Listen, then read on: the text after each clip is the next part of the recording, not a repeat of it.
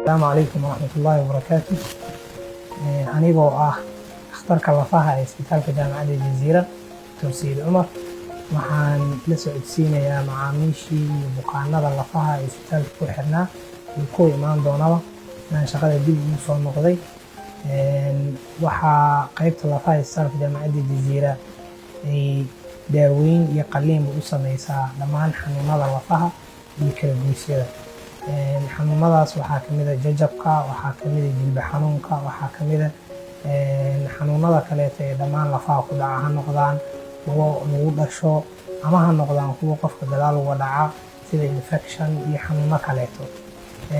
isbitaalka waxaan si guud bulshada ula socodsiinaa in laga heli karo qalab loogu talagalay in lagu kabo oo lagu qalo in qalliin loogu sameeyo bukaanada ka jaban lafaha dhaadheer sida lafta boodada iyo lafaha kaleeto sida lafta lugta, lafta gacanta iyo lafahaas oo dhan.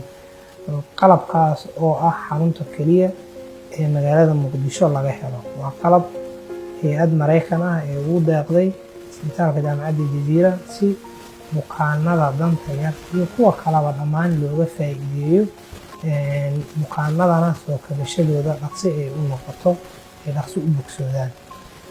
kusoo dhawaada isbitaalka jaamacadda Jazeera qaybtiisa lafaha.